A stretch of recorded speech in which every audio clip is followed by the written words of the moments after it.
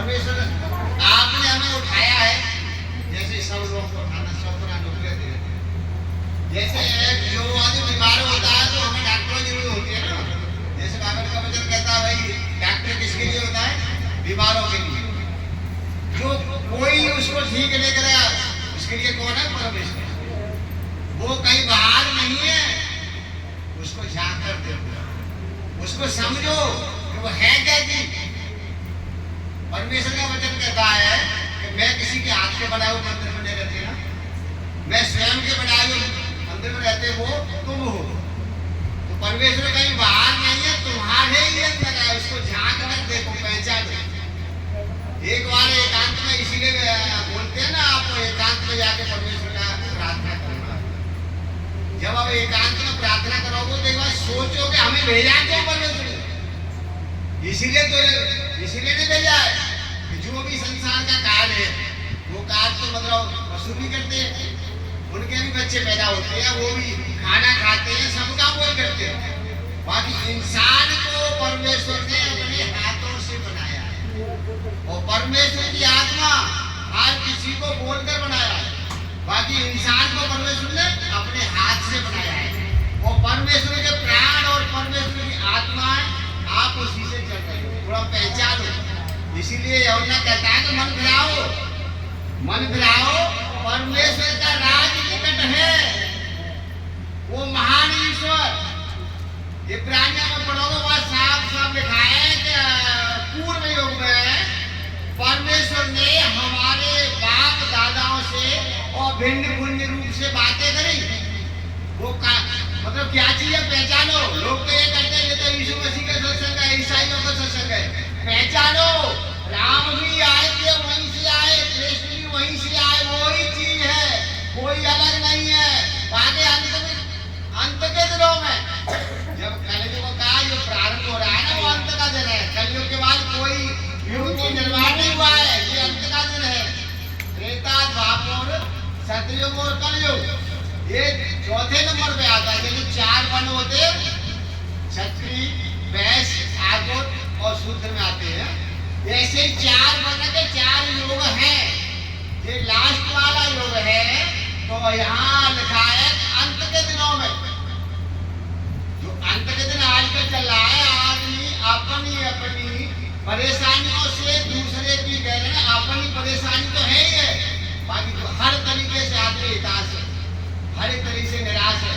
चाहे पैसे वाले हो या फिर न पैसे वाले, जिसमें पैसे का कोई लेना देना नहीं। मतलब मन की कामना है ना, वो उसकी शांति नहीं हो रही है, तृप्ति नहीं हो रही है। तो यहाँ वचन आपको बार बार सिखाता है कि जो पहले आए थे, जो संदेश परमेश्वर ने किसके लिए था? वो उद्धार के लिए। क्यों? वो आपको उद्धार का टोक देने के लिए तैयार खड़ा है।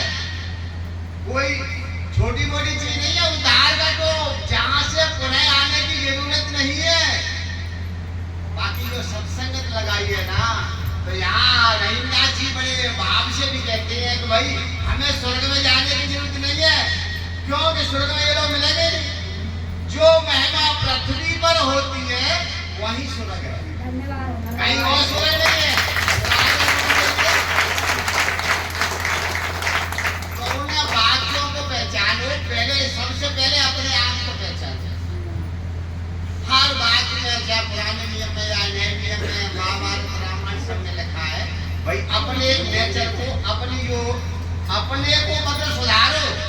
और वो नहीं है प्रभु व्यापक सर्व की समाना, प्रभु हर जगह है, कण कण में विराजमान है। प्रेम से प्रकट हो मेरे जान, प्रेम ही परमेश्वर है और कहीं परमेश्वर नहीं है। आप सत्संग में आते हो ना, तो उनके वचनों को फॉलो करो। जब डॉक्टर कहता है ना फलानी दवाई पानी से खाइयो, फलानी दवाई दूध से खाइयो, इसको सुबह खाना, इसको शाम को खाना, तो उसका आप प्रयोग करते हो, आप ठीक हो जाते हो। जैसे ही परमेश्वर के जो वचन है ना, उनको पहचानो। जब तक वचन नहीं पहचानोगे ना, तो उन्हें कहीं चले ये डॉक्टर तो खराब है, वहां चलेंगे। ऐसा नहीं, उसको पहचानो। वो परमेश्वर का महिमा, जो जगत के वो ईश्वर, जगत के पाप ये नहीं है कि हमारे तुम्हारे सबसे सारे जगत के पापों को लेकर जाता है। वो आगम परमेश्वर, अद्वितीय अदृश्य ये नहीं है कि सिर्फ 90 में था। जब पृथ्वी की रचना हुई उस टाइम में उन्हीं के द्वारा हुई। वो सारे पापों को लेके जाता है और आपको सांत्वना देता है, समझ आता है कि जो भी मेरे पीछे बोलेगा वो अनंत जीवन पाएगा। धन्यवाद अपने जो भी मेरे छोटे में से रोटी खाएगा वो कभी भूखा नहीं रहेगा। यस जो भी कोई मेरे प्याले में से पानी पिएगा वो कभी प्यासा नहीं रहेगा। उस महान परमेश्वर के लिए बार बार धन्यवाद करते हैं कि ऐसा सुंदर वचन आप लोगों के लिए दिया है। अब लोगों के तो कारण होता है, हम तो 4 सत्संग कर रहे हैं, हम ठीक ही नहीं रहे, कुछ 6 सत्संग कर रहे ठीक है। देखो ये तो संसार की चीज है, संसार की चीज है। जब पोषण ठीक नहीं होंगे तो मुरैना ले जाएंगे, ग्वालियर ले जाएंगे और बहुत जगह भड़कता दिल्ली के लिए। फिर अब दिल्ली वाले क्या करें उन्हें बड़े बताओ। ये तो मेन घर है ना, अगर यहाँ आकर भाई यहाँ के बाद कहीं ठिकाना नहीं है। प्रभु की शरण में आ गए तो आप कहते रहे सारी दवाइयां यही है, सब औषधि यही है। बाकी वहां आपको दाम नहीं करना, खर्च नहीं करना पड़ेगा, बाकी मन खर्च करना, मन खर्च करना पड़ेगा। क्योंकि मन ये भटकता है। कहते हैं ज्योति है, प्रभु आपको बार बार सिखाता है, प्रभु क्या है? ज्योति है। जो ज्योति में रहेगा तो ज्योति होगी। जैसे अब तुम्हारे घर में लाइट नहीं है, अंधेरा है, और एक आपने लैंटर्न रख दी या कोई ज्योति लगा के रख दो, कहाँ है जाए? वही तो है यार। तो ज्योति किसके लिए आई है? उद्धार के लिए, कि इंसान का कम से कम अपना मन तो फिराए और उस ज्योति को पकड़े रहो। अगर आप ज्योति को पकड़े रहोगे तो कभी अंधेरा नहीं आएगा। अंधेरा क्या है? ज्योति क्या है? अंधेरा परमेश्वर का, वो भी परमेश्वर के सरदूत थे, बाकी अब नहीं है। अब दोनों विपरीत हो गए, दोनों आपस में दुश्मनी हो गई है। क्यों? कि जो परमेश्वर ने अपने स्वर्ग से उनको उतारा है, जब वहां भी अभिमान हुआ है उनको, तो क्या वो उतारना ही पड़ेगा। क्योंकि वो अभिमान का नाश करता है। वो दोनों विपरीत है। जैसे इंसान है, यहाँ भी है, कोई चोर भी है और कोई सत्संग वाला भी है। तो चोर चोरी करने कब जाता है? जीते बजाय वो अंधेरे में वो ज्योति को नहीं पकड़ता है, वो शैतान को पकड़ता है। अपने कहते रात के 12 बजे आप मत कहूँ भूत खेल लेंगे। क्यों कहते हैं? कोई जे उनको मालूम है तो उसको पहचानो। हमें जब ज्योति में चलना है तो अंधेरे का क्या मतलब? हमें आशा को निराशा में नहीं बदलना है। हम सत्संग में आ रहे हैं तो एक दृढ़ विश्वास रखो। जब आप दृढ़ विश्वास रखोगे तो विश्वास के बिना परमेश्वर को पाना अनहोना है। इस बात को समझो। हमें विश्वास है, हमें दृढ़ विश्वास है कि हमारा काम हो रहा है। बाकी ये तो जीवन है। यहाँ तक कि गोसाई बाबा ने तो शास्त्रों में लिख दिया है कि जो बात काया से होई और बिन भोगे झूठे नहीं सोई। जो आपने कर्म करे हैं जाने अनजाने में, बाकी उसका कुछ तो आपको भुगतना पड़ेगा।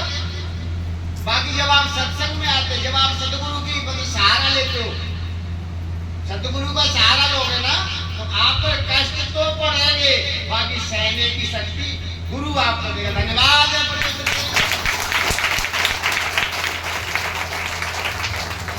जिस महान परमेश्वर ने एक महान आत्मा, जैसे हमारे अनुभव के द्वारा, हम भी अंधकार में थे, हमारी गवाही तो सबको मालूम ही होगा कि ये वो ही घर है, बदला नहीं है। इसमें आने के लिए लोग ये कहते हैं कि फलाने के घर गए तो बीमार है, और वास्तव में हो जाते हैं। इस घर में कोई पैर रखता था ना तो लौट के अपने घर या तो बीमार है, हमारे बोला कि भूत लग गया। बाकी उसकी इच्छा मालूम नहीं। आज देखो सब लोग यहाँ पर आ रहे हैं,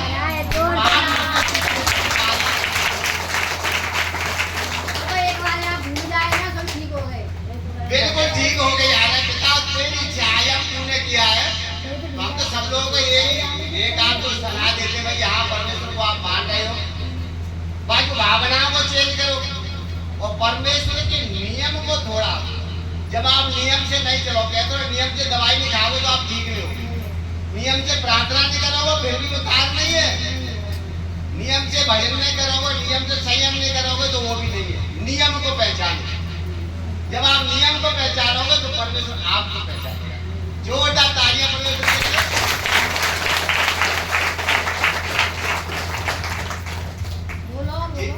और बोला हाँ, प्रभु तेरा लाख लाख शुक्रिया आपका। तुम बोल रहे नहीं बोला ना कब देख लेना इनकी आवाज अलग है। जो भी आपको मैं कह रहा हूँ, जो भी लोग आए हैं ना, जो आत्मा यहाँ पर आ रही है उनके अंदर जो आत्मा है परमेश्वर आपने भेजी है और कोई भेजने वाला नहीं है, प्रभु किसी के द्वारा आपने भेजी है।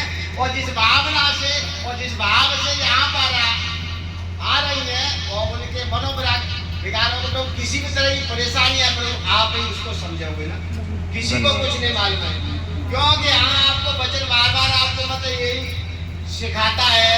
जैसे आपको वहाँ लिखा है कि जब मैं रोया था तो जब मैं भूखा था तो तुमने खाना नहीं दिया। किसी भी रूप में परमेश्वर आ सकता है, इस बात को आप ध्यान रखो। किसी भी रूप में अपने दरवाजे पर कोई आ रहा है, अगर भूखा है तो इसको खाना खिलाना तुम्हारा घर, ये तो नहीं है। खाना खिलाओ, पानी पिलाओ, ये वचनों को फॉलो करना बहुत जरूरी है। और सबसे एक रीति अपने सास ससुर या परिवार वाले से अपने बच्चे जो सब प्रेम रखना।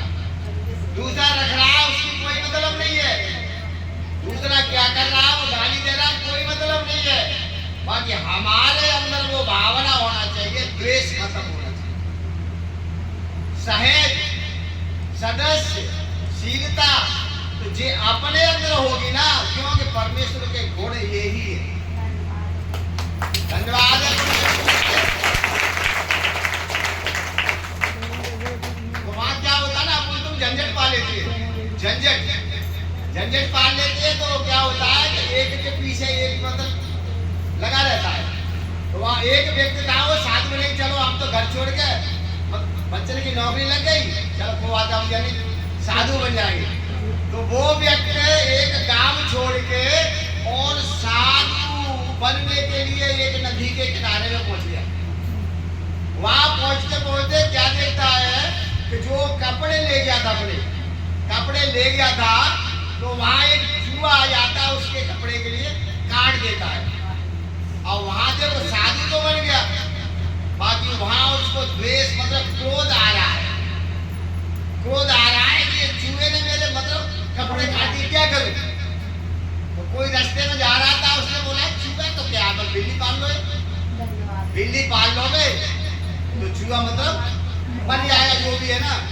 तो उसने मतलब उनकी कही मान के बिल्ली पाल ली, बिल्ली पाल ली। और बिल्ली बेचारी भूखी रहती तो म्याऊं म्याऊं करती, मनी अब क्या करे भाई, बिल्ली तो पाल ली मैंने, चूहा के चक्कर में बिल्ली पाली और बिल्ली के चक्कर में क्या करो, मैंने एक ने कही कि गाय ले लो, यहाँ का है भेड़ में चलते रहेगी और दूध पियत रहेगी, तुम पियो वो पिए गजो पिए, मैंने साहब गाँव ले ली। अब गाय ले ले, गाय के लिए चारे को चाहिए भाई, ऐसा कर रहे हैं चरा के तो चाहिए कोई, अपनी आओ क्या करें, बड़ी परेशानी। तो बाने क्या हो गया, तुम मतलब हर तरह के इंसान है, बाने ऐसे करोगे फलाने की वो आदमी मरेगा बेचारी, आए वो यानी रोटी बनाते रहेगी, गज्जा करते रहेगी, उसने वो भी रख ली। धन्यवाद। तो क्या हुआ, तो वो फिर बाद में सोचता मैं तो उसी जंजाल में फिर फंस गया जहाँ से निकल आता। ऐसी बिल्ली मत पालना, ऐसी बिल्ली मत पालना, आपको बिल्कुल स्पष्ट रहना है उसी के भरोसे। अगर वहाँ वो रुक जाता, भाई चूहा के चक्कर में बिल्ली पाली, वहाँ वो रुक जाता तो थोड़ा कुछ हो जाता। बिल्ली पालने का मतलब एक है भाई, आप जिस रास्ता पे चढ़ रहे हो उसको पकड़ो, दूसरों नहीं। हम ये नहीं कहते आप जिस रास्ता पे आप जिस भाव से सत्संग में आए वो चेंज मत करो, बदलना नहीं। अगर बदल जाओगे तो बिल्ली वाला रिश्ता हो जाएगा, बस कहीं के नहीं रहोगे। धन्यवाद। उस चीज को समझाने की मतलब एक बहुत जरूरी है। भाई यहाँ तो चल रहा है, भाई सत्संग में चल रहा है, घर जाके गोबर में लग रहे हैं। बोला सोचो तो भाई हमें क्यों गोबर के मतलब लड़ने के लिए बुलाया क्या मतलब तुम्हें भैया, इस भाव से भी ना मतलब आओ भाई हम जाते ठीक हो जाएंगे। भाई हाँ वो डॉक्टरों का डॉक्टर है, वो किस तरीके से इलाज कर रहा है हमें नहीं मालूम है। और नहीं यहाँ कोई डॉक्टर है, नाम तो उसी का है ना, परमेश्वर के नाम का हाथ रख रहे हैं तो भाई चंगे भले हो रहे हैं। दया उसकी है भाई, उसकी करुणा अगर उसको इस सत्संग में लाने की है तो वो ठीक करेगा, जरूर ठीक करेगा। धन्यवाद।